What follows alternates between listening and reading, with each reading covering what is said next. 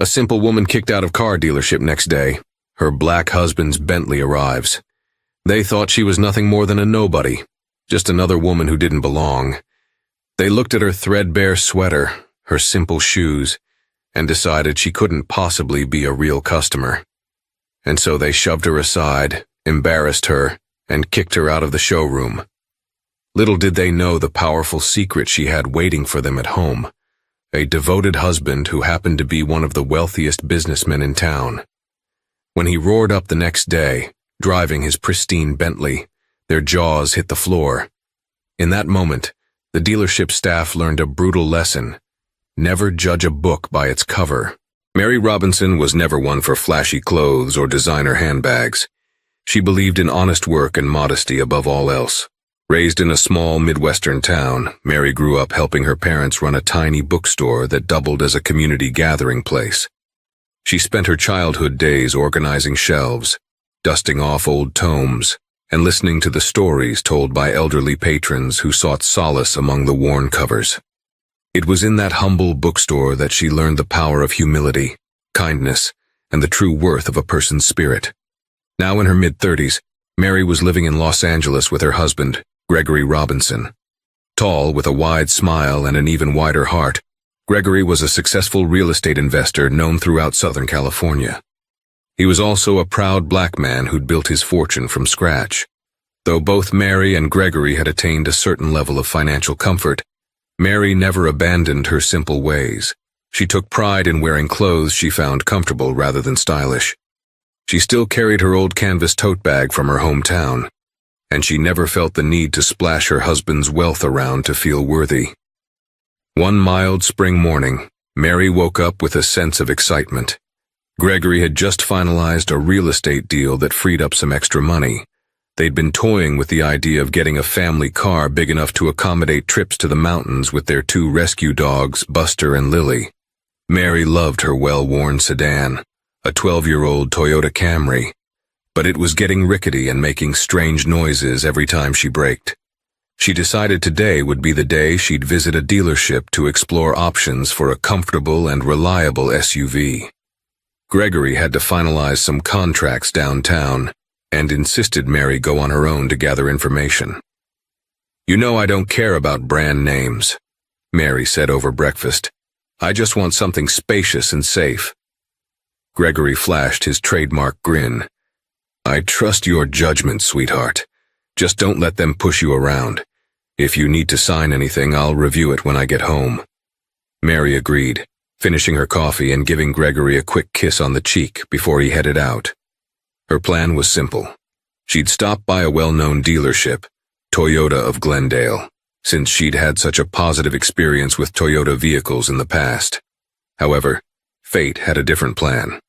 As she was driving in that morning traffic, she spotted a large billboard advertising a local multi-brand dealership called Brayton Luxury Autos. They claimed to offer both mainstream and high-end vehicles, from Toyota to Mercedes and beyond.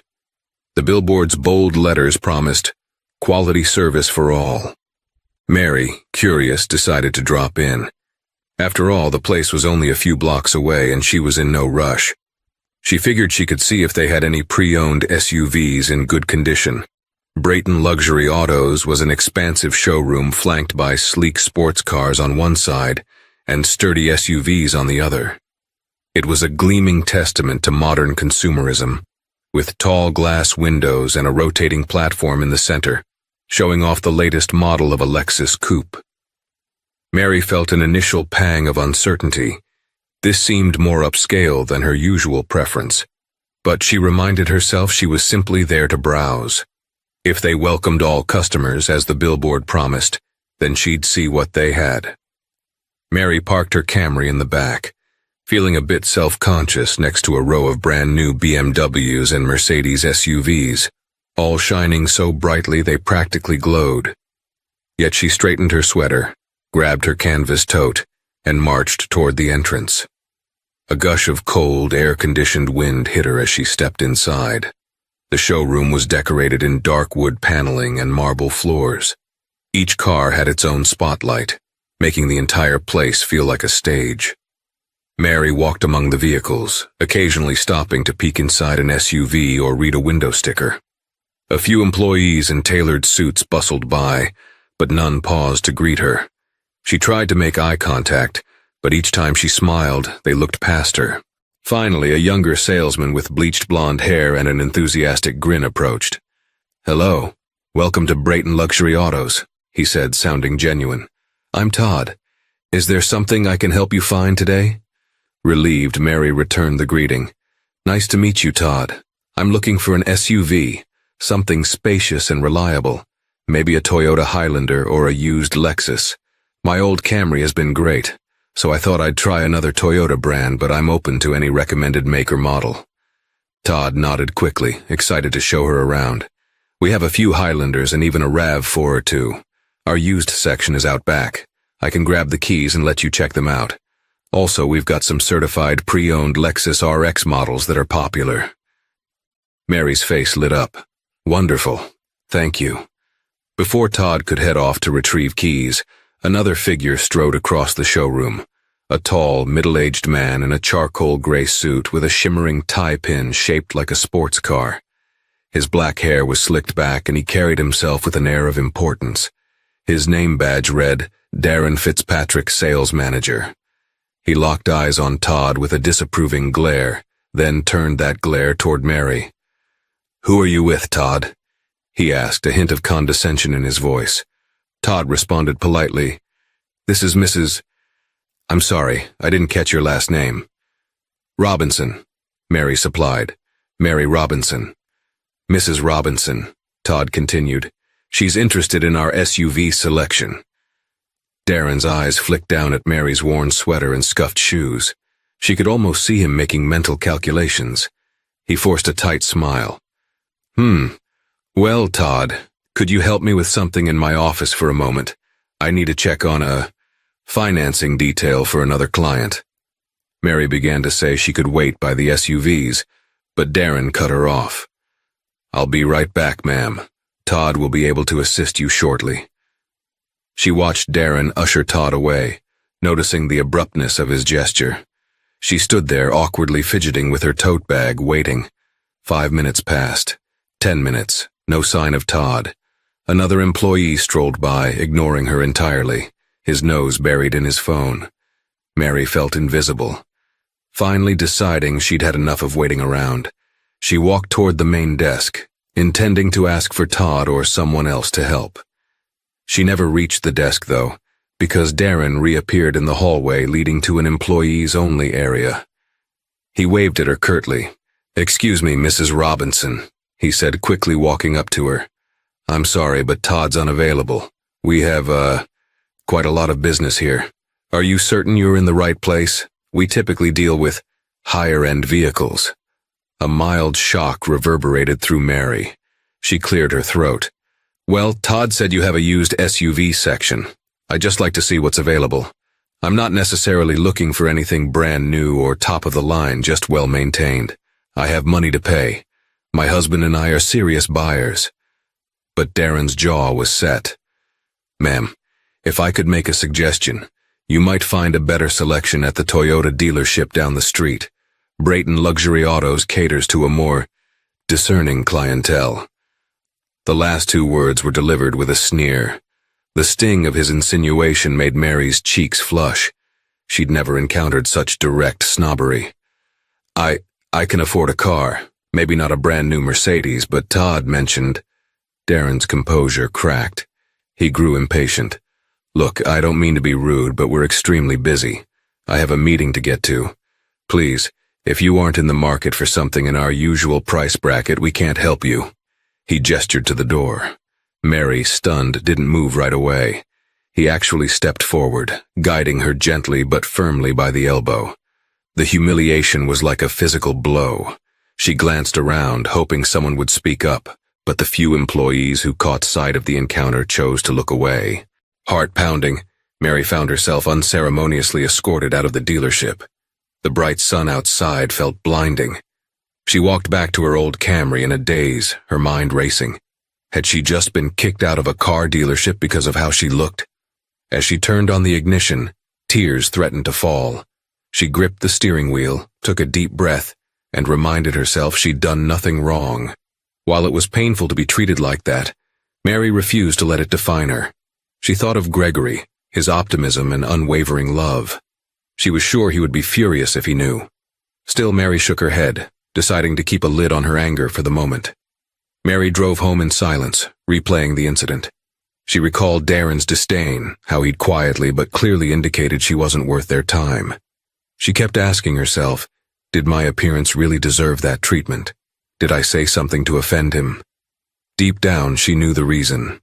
She looked too ordinary, too middle class, too far from the typical high-end clientele they wanted to attract. She felt an overwhelming sense of injustice. Upon arriving home, her 2 dogs rushed to greet her, wagging their tails. Normally, their excitement would bring a smile to Mary's face. Today, she managed only a small, forced grin. She dropped her tote on the kitchen counter and gave Buster and Lily some gentle pats before stepping into the bathroom to wash her hands. She caught a glimpse of herself in the mirror. She saw the worn sweater, the slight fraying at the hem. It was comfortable, yes, but Mary realized how easily it might cause people to stereotype her. The tears came unbidden this time. They weren't just about the dealership. Memories of her youth resurfaced.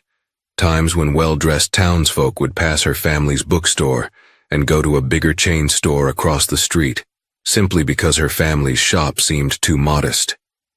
The cycle of assumptions about wealth and status always inflicted a deep hurt.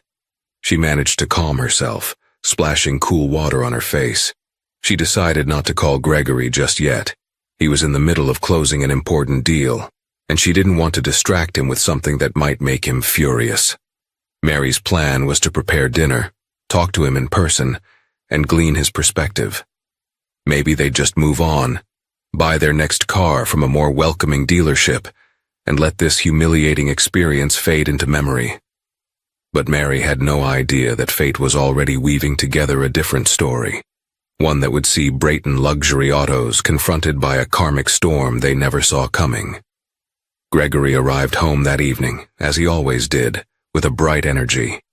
Despite his long day finalizing real estate contracts, he radiated positivity. The moment he walked in, Mary faked a smile in greeting. She handed him a glass of cold water, and the two settled at the dining table for a quick recap of their days. "So, how'd it go at the dealership?" Gregory asked, giving her a wink. "Did you find our next family chariot?" Mary let out a slow sigh. "It wasn't good. Actually, it was pretty terrible." Gregory's playful smile vanished. "What happened?" Reluctantly, Mary recounted the entire humiliating ordeal, the snubs, the condescending remarks, and finally, how Darren Fitzpatrick had escorted her out. She tried to be as factual as possible, but couldn't help letting her emotions slip through. By the time she finished, Gregory's knuckles were nearly white from gripping his glass. "He kicked you out?" Gregory said, incredulous. "Are you serious?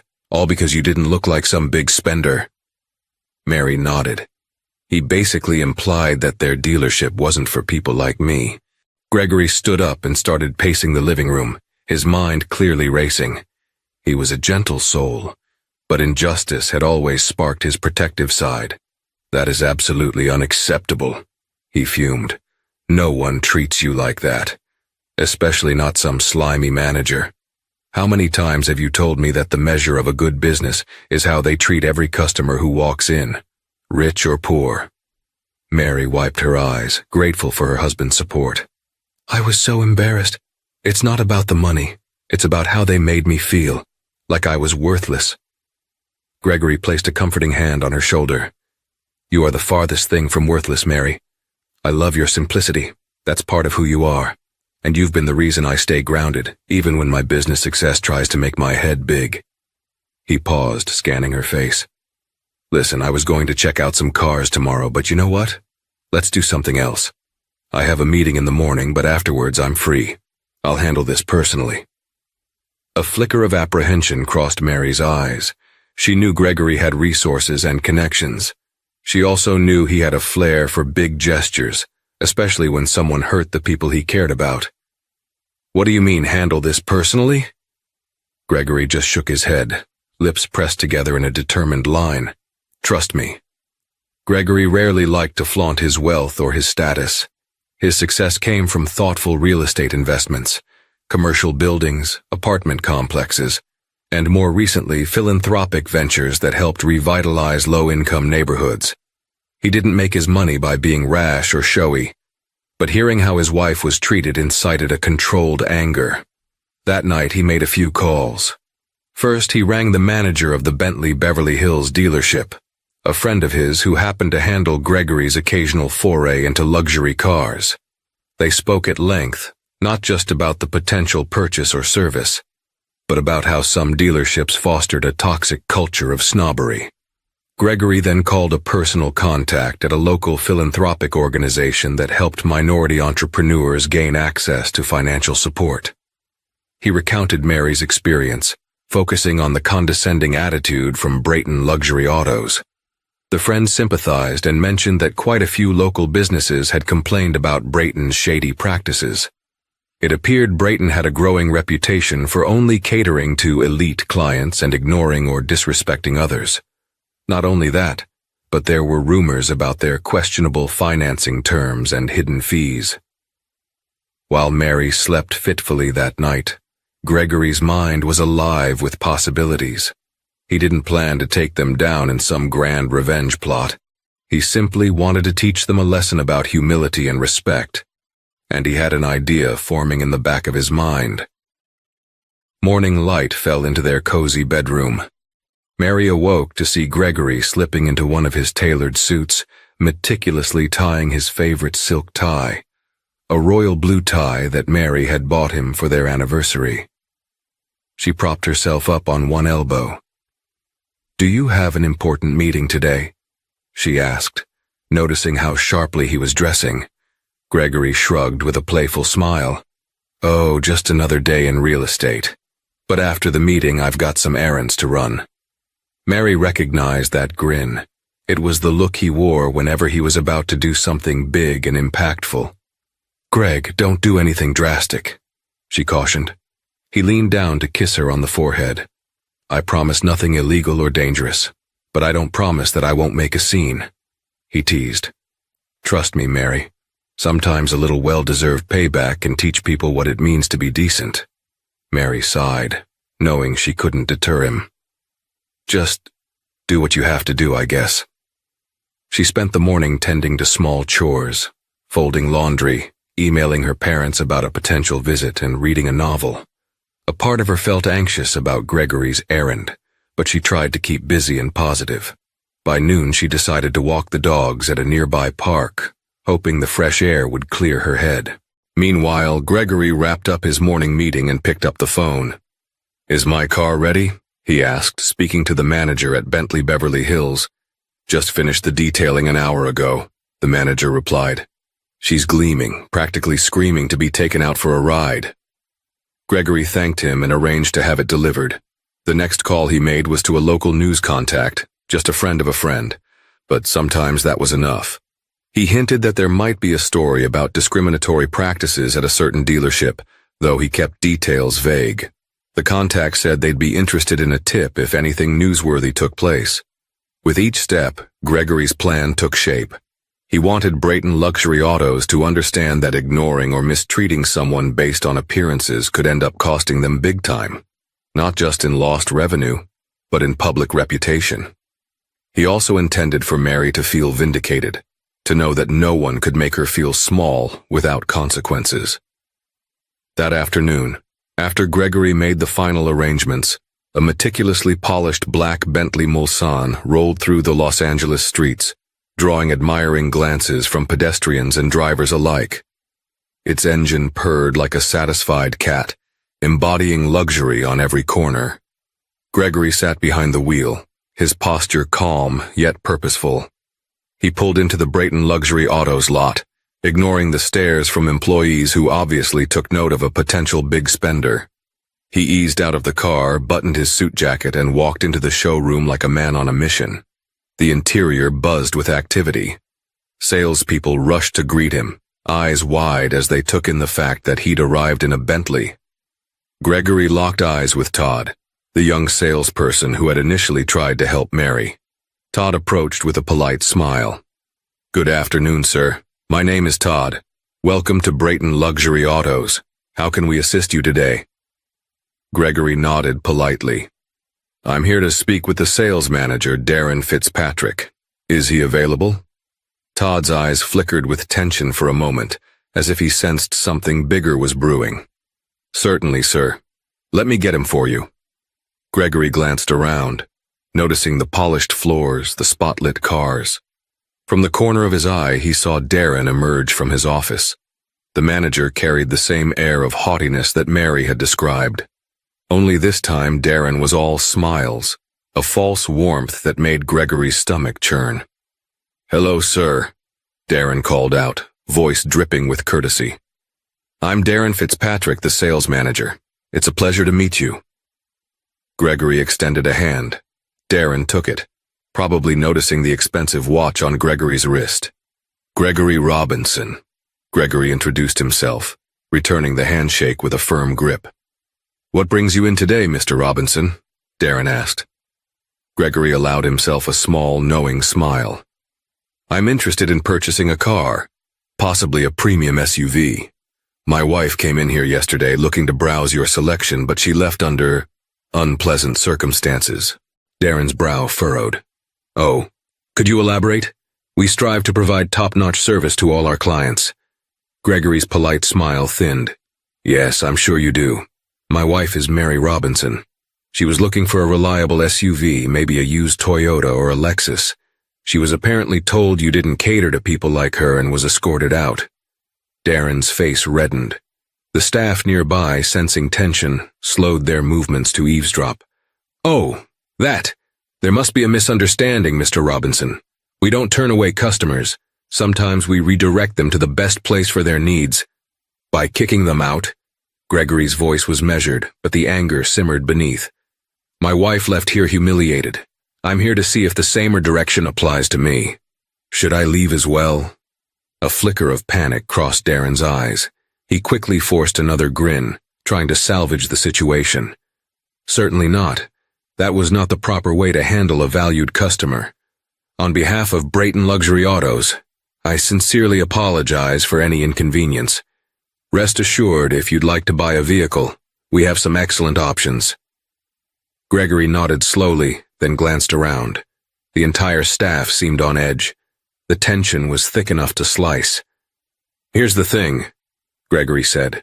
"I don't respond well to discrimination, or to people making assumptions based on appearances. My wife deserved better.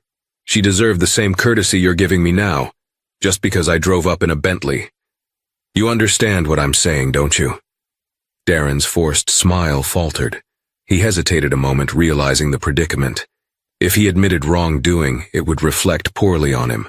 If he remained defensive, he'd risk offending a man with clear wealth and influence. He tried to walk a middle path. "I certainly see your point, Mr. Robinson.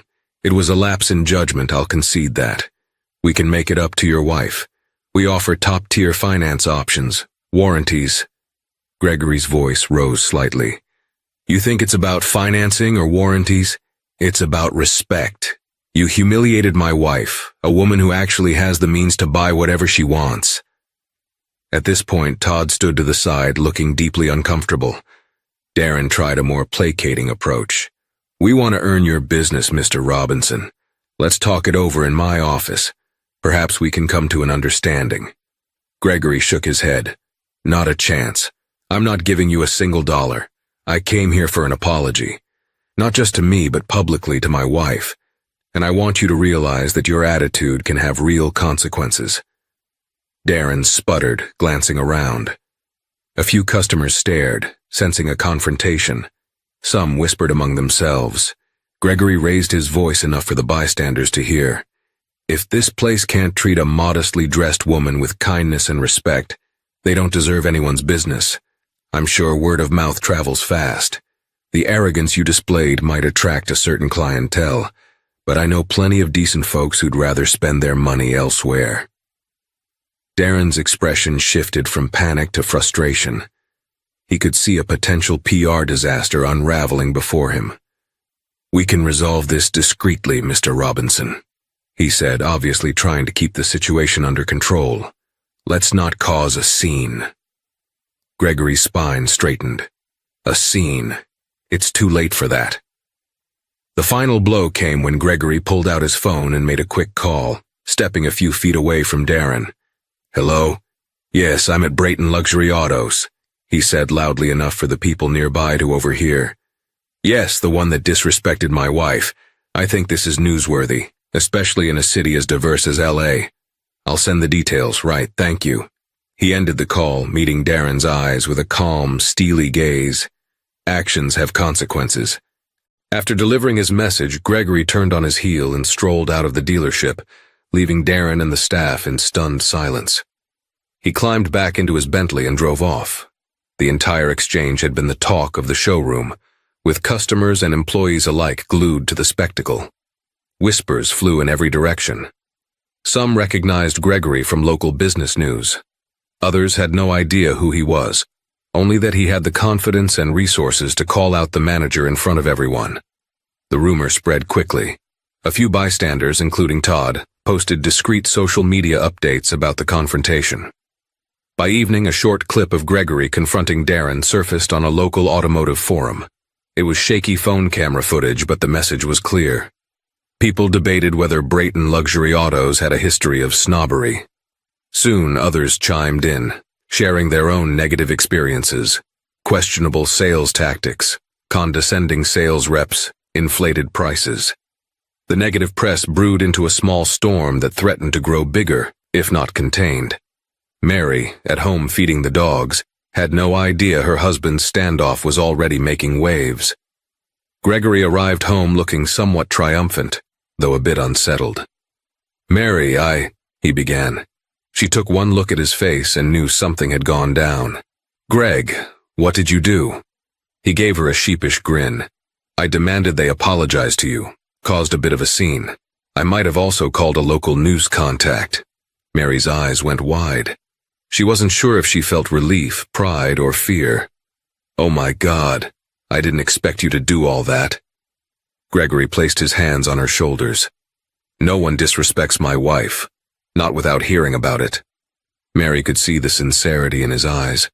Though the attention made her anxious, she was never one to seek out public drama. A part of her was grateful that Gregory cared enough to fight for her dignity. Later that night, Darren Fitzpatrick was on the phone with Brayton's owner, a man named Charles Brayton. Charles was an older gentleman who prided himself on building a lucrative empire in the luxury car business.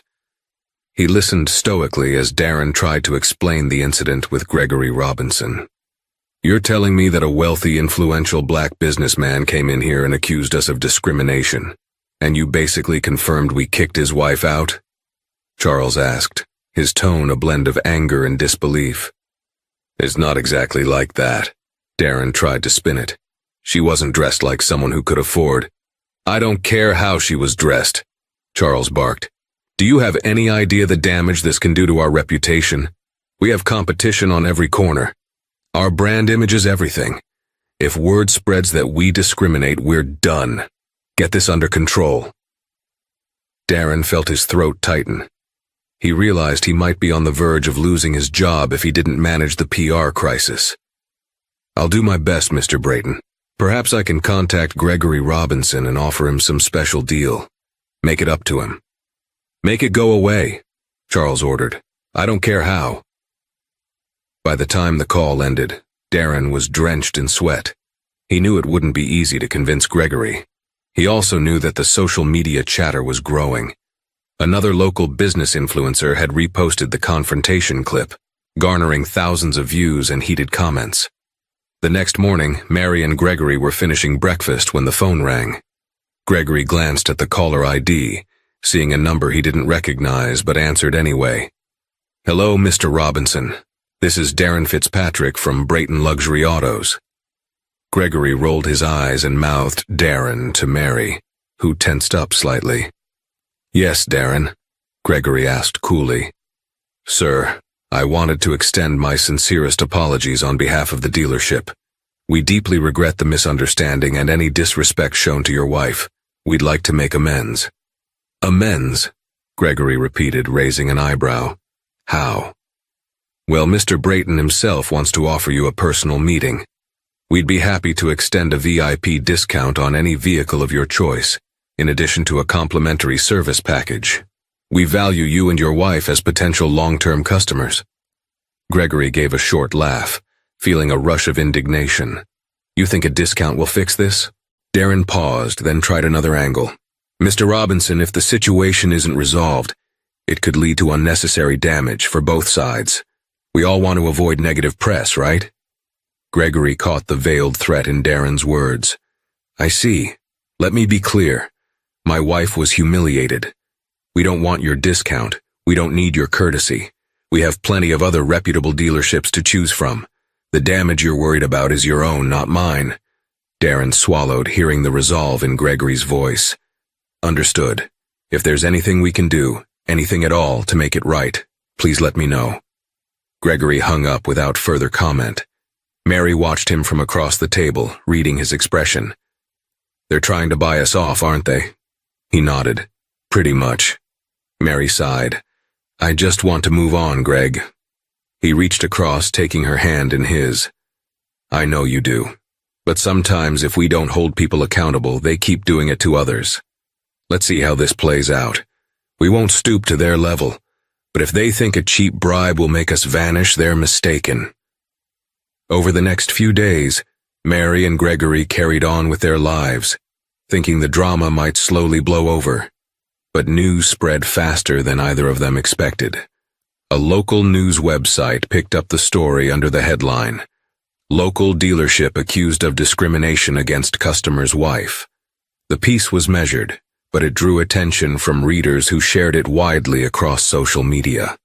The website cited multiple anonymous sources who had negative experiences at Brayton Luxury Autos, painting a pattern of elitist and sometimes racially tinged attitudes. Though Mary was private and hesitant about the spotlight, she found herself receiving messages of support from strangers who sympathized with her. Some shared their own stories of being judged based on appearance. One elderly woman wrote, I walked in wearing old jeans and a t-shirt to buy a used sedan, and no one would even talk to me. I saved up for 5 years to buy that car with cash, and they lost my business because they assumed I was broke. Meanwhile, Gregory's circle of business contacts began to murmur about Brayton. The negative reputation threatened to spiral. A few local organizations canceled planned events that would have showcased Brayton's latest offerings. The owners of a popular LA charity, who often partnered with luxury brands for fundraising galas, announced they'd look elsewhere for sponsorships due to concerns about Brayton's alleged snobbery. The small storm was becoming a major headache for Charles Brayton. He tried to manage the crisis by issuing a general press statement. Brayton Luxury Autos does not tolerate discrimination of any form. We are committed to providing the highest standard of service to all customers. But with the confrontation video circulating online, many doubted the sincerity of these words. While Gregory felt a justified sense of satisfaction that the truth was surfacing, Mary wrestled with guilt. She hadn't wanted so much attention. She found herself missing the quiet life they'd enjoyed before her unfortunate encounter. One afternoon she broke down in tears, telling Gregory she felt responsible for the turmoil. I never meant for anyone to lose their jobs, or for a whole dealership to be in crisis, she said between sobs. All I wanted was to be treated kindly. Gregory wrapped his arms around her, letting her cry into his shoulder. You're not the one at fault here, Mary. They brought this on themselves. This is what happens when a business decides some customers aren't worth their time. This is the consequence of that culture. Mary sniffled, wiping her eyes. I know, but does it have to go so far? Everyone's talking about it now. Gregory gently stroked her hair. I can't control the media, and I'm not actively trying to destroy them. The story took on a life of its own because other people faced similar treatment. If Brayton doesn't fix their approach, they'll continue to suffer the fallout. That's not your fault. That's theirs. She nodded, still looking troubled. But Gregory's words sank in. He reminded her that, despite the inconvenience, perhaps others would be spared from experiencing the same humiliation if Brayton changed their culture, or if that culture was exposed for what it truly was. Inside Brayton Luxury Autos, Darren Fitzpatrick was facing the wrath of not only Charles Brayton, but also the daily stress of negative online reviews, declining foot traffic, and local hostility. He tried damage control tactics, offering special sales to longtime customers, running local radio ads emphasizing friendly service. But the damage was done. People spoke with their wallets, and sales dipped. One afternoon, Todd knocked on Darren's office door. "Boss, can I come in?" Darren, rubbing his temples, gestured him in. "What is it?" Todd hesitated, scanning Darren's stressed face. "Look, I don't want to overstep, but maybe we should do some direct outreach to the community. Sponsor a local event, donate to a charity, show people we're not what they think we are." Darren glared, offended. "You think I haven't considered that? We have a whole PR department looking into philanthropic efforts." Todd nodded carefully. "Right, but it needs to be sincere. People know when it's just for show. What if we personally invite Mary Robinson to the dealership, treat her like a guest of honor, and have a heartfelt apology? Show the world we're serious about making amends." Darren scowled. "You think I want to beg her for forgiveness in public? That would be an admission of guilt. We're trying to avoid lawsuits." Todd sighed. "Sometimes you have to do the right thing. Otherwise, the public won't trust us, and we lose business anyway." Darren stared at Todd, tension in the air. Finally, Darren said, "I'll run it by Mr. Brayton, but don't get your hopes up." A few days later, Gregory and Mary received a formal letter from Brayton Luxury Autos. It was on expensive stationery, embossed with the dealership's logo. The letter read, "Dear Mr. and Mrs. Robinson, on behalf of Brayton Luxury Autos, we extend our sincere apology for the recent incident in our showroom. We deeply regret the negative experience Mrs. Robinson had, as it does not reflect our true mission to serve all customers with respect and professionalism. We would like to invite you both to a private meeting with our owner, Charles Brayton, to discuss how we can rectify this situation and restore your faith in our dealership. Please consider this an earnest attempt to make amends and move forward positively. Sincerely, Charles Brayton, owner Brayton." Luxury Autos Mary read the letter twice. "They want us to come back? After everything?" Gregory shrugged, a hard set to his jaw. "Probably a publicity stunt. They want to show the public they're making it right so the negative press goes away." Mary hugged herself, anxiety stirring. "I don't want to go back there, Greg." He gently rubbed her shoulder. "We don't have to. We don't owe them anything. But if you want a genuine apology, maybe you should give them the chance to do it. Or maybe hearing them grovel won't make you feel better at all. That's your call." Mary sighed. "Do you think any good can come of it?" "Potentially," Gregory admitted. "We could use the meeting to push them to adopt new policies. Maybe training for their staff, a public statement that they treat all customers equally. If we can get that from them, maybe it helps the next person who walks in wearing a simple sweater." Mary's eyes softened. She nodded. "Okay, let's do it. Not for a discount or anything material. For change." The day of the meeting, Mary dressed in her usual modest style, though she picked a clean new sweater that Gregory had recently bought her. She wasn't trying to impress them, just to avoid additional scrutiny. Gregory wore a tailored suit, but not overly flashy. Together they arrived at Brayton Luxury Autos in the Bentley, the same regal beast that had caused such a stir before. They entered the showroom, greeted by nervous staff including Todd, who gave Mary a polite nod.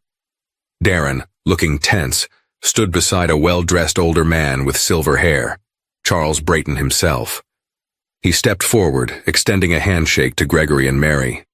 "Mr. and Mrs. Robinson, thank you for coming.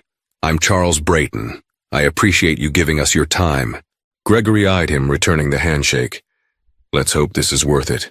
Mary managed a small smile. "Hello." Charles gestured toward a private office. "Shall we talk?" Inside, the office boasted modern furniture, floor-to-ceiling windows, and an array of awards for sales achievements. Charles offered seats to Mary and Gregory, then took a seat behind his desk, with Darren positioned off to the side. An uneasy hush fell before Charles cleared his throat. "I'd like to start by saying we apologize sincerely for the way you were treated, Mrs. Robinson. It was inexcusable." Mary nodded, her voice quiet. "Thank you for acknowledging that." Charles continued, "I've built this dealership on certain principles, and it appears we've lost sight of them. That's partially my responsibility. We are prepared to take steps to ensure something like this never happens again." Gregory watched Charles carefully. "And what exactly does that entail?" Charles shifted. "For starters, Darren here has offered to step down as sales manager if that would demonstrate our commitment to change. We're also working on a comprehensive retraining of all staff regarding customer service, sensitivity, and anti-discrimination. Additionally, we'd like to donate a portion of our quarterly profits to a local organization dedicated to equality in business and consumer rights." Darren's face blanched at the mention of him stepping down. His lips parted, but he said nothing.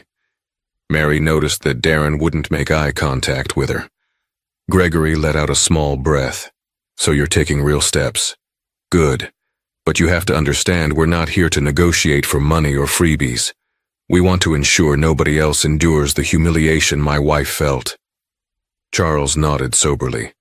"We understand. And to that end, we'd like to host a public event where we openly apologize to Mrs. Robinson and any others who feel they've been mistreated. We'll announce the new policies we're implementing. We believe transparency is the key to restoring trust." Mary glanced at Gregory. She found herself moved by the sincerity in Charles's voice. "That's more than I expected," she admitted softly. "I just hope it's genuine." Charles sighed. "I assure you it is. When I heard how this situation unfolded, I realized we needed a culture shift. This might have brought to light deeper issues than I'd admitted. And for that, I'm grateful you spoke up." Darren finally spoke, his voice quivering with tension. "Mrs. Robinson, Mr. Robinson, I'm truly sorry. I made a snap judgment that day and I was wrong. I realize now that it wasn't just one mistake. It reflected an attitude I had. I never intended to belittle you, but that's exactly what I did." Mary found it difficult to hold on to her anger in the face of Darren's vulnerable tone. She managed a polite nod. "Thank you for apologizing. I accept your apology, but the changes you implement are what really matter." Gregory tapped his fingers on the armrest, scanning Darren's expression. "We'll be watching to see if those changes happen. Sincerely." Charles asked tentatively, "Would you be willing to attend this public event? Maybe say a few words, if you're comfortable, to show that we're making amends." Mary squeezed Gregory's hand, uncertain. She hated public speaking, and the idea of being the center of attention made her nervous. But if it helped push for genuine progress, Gregory saw her discomfort. "We'll think about it," he told Charles. "This is a lot to take in. Let us talk it over and get back to you." Charles stood, signaling the meeting's end. "Please do. We appreciate your time." In the days that followed, Mary and Gregory discussed whether to attend Brayton's proposed event. They reached out to a few community leaders for advice, including Gregory's friends at local philanthropic organizations. Most encouraged them to seize the chance to push for meaningful reform. After much deliberation, Mary decided she would speak, not at length but just enough to express how discrimination feels and why it has no place in any business. When the day of the event arrived, Brayton Luxury Autos organized a modest but well-publicized ceremony at the dealership. They invited local media, community representatives, and a handful of customers who had lodged complaints about unfair treatment.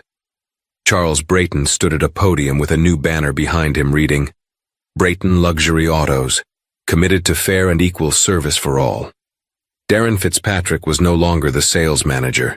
Instead, he'd been reassigned to an administrative role under new management. Charles stepped forward to address the crowd, acknowledging the dealership's faults. He announced the new staff training programs, the charitable donation to a local diversity initiative, and introduced the new sales manager, a woman of color with an extensive background in inclusive customer service. Gregory was there, standing beside Mary in front of a small audience. Charles then invited Mary to the podium. She felt butterflies swarm in her stomach. Stepping up to the microphone, she steadied herself with a deep breath. "I'm not a professional speaker," she began softly. "I never wanted to be in the spotlight. But I came here today because my experience at this dealership wasn't just about me. It's about how quickly we judge others based on appearance, race, or assumptions about wealth. That day, I felt worthless because someone decided I didn't look like a paying customer. That is not how any business should operate." A faint applause rippled through the crowd. Mary continued, her voice stronger now. "I'm standing here, not to receive gifts or discounts, but to emphasize that respect shouldn't be given out based on how fancy someone's clothes or car are. It should be a given to every human being who walks in these doors. I hope Brayton Luxury Autos truly implements the changes they've promised, and I'll be watching to see they follow through." She stepped back from the podium, heart pounding, as the onlookers gave a louder round of applause. Gregory squeezed her hand, admiration shining in his eyes. Charles, for his part, thanked her publicly for her courage and vowed to rebuild trust in the community. Though Brayton Luxury Autos was doing damage control publicly, the internal chaos was far from over. Investigations by the Consumer Protection Bureau turned up questionable lending practices at Brayton's financing wing. Apparently, Darren, along with a few other staff members, had been pushing extended warranties and inflated finance rates, often targeting customers who appeared less savvy or who didn't speak English fluently. With the public spotlight already on them for discrimination, these revelations ignited a secondary scandal. The dealership faced heavy fines and scrutiny from state regulators. Several class action lawsuits emerged. Charles Brayton found himself mired in legal battles. Karma, some people said, came back with a vengeance. Meanwhile, Darren's forced emotion seemed to be just the beginning. He ultimately resigned, citing personal reasons, though insider rumors claimed Charles was prepared to fire him anyway. He left in shame, carrying the burden of having triggered the meltdown that exposed Brayton's unethical practices to begin with. Mary and Gregory observed from a distance. They didn't rejoice in Brayton's legal troubles, but they felt a quiet sense of vindication. The same arrogance that led to Mary's mistreatment had manifested in other unethical behaviors, and now the dealership was paying the price. A couple of months later, Mary and Gregory found their lives had returned to a more peaceful rhythm. They'd purchased a new Toyota Highlander from Toyota of Glendale, where they were treated with courtesy and respect from the moment they walked in. No assumptions, no snobbery, just honest service. Mary loved the SUV's practicality, especially when loading Buster and Lily into the back for weekend hikes. Over dinner one evening, Mary and Gregory reflected on the whirlwind events. "I'm proud of you," Gregory said, squeezing Mary's hand across the table. "You never asked for any of it, but you stood up and spoke your truth when you had the chance." She smiled, a gentle warmth in her eyes. "I still don't like attention. But if it prevents even one person from experiencing what I did, then it was worth it." Gregory nodded. "I think about how they treated you when you showed up looking ordinary. And then how they rolled out the red carpet for me because of my Bentley. It's a reminder that we have to stay humble, no matter how successful we become." Mary agreed. "That's why I love you. Your heart hasn't changed. And I'll always be that small-town girl who values the person inside more than any flashy exterior." They shared a tender moment, reflecting on how life had tested them, but also strengthened them. Their marriage felt more solid than ever, anchored by mutual respect and unwavering love. News coverage of Brayton Luxury Autos eventually died down, replaced by fresher headlines. The dealership remained open under new management, having settled multiple legal cases. They continued to push out marketing campaigns proclaiming a new era of inclusivity. But they had a long road ahead in rebuilding public trust. Mary occasionally received messages from acquaintances asking about her perspective on the aftermath. She'd respond politely, saying she hoped Brayton had truly learned from their mistakes. She had no desire to dwell on it any further. Her life was full of simpler, more meaningful joys.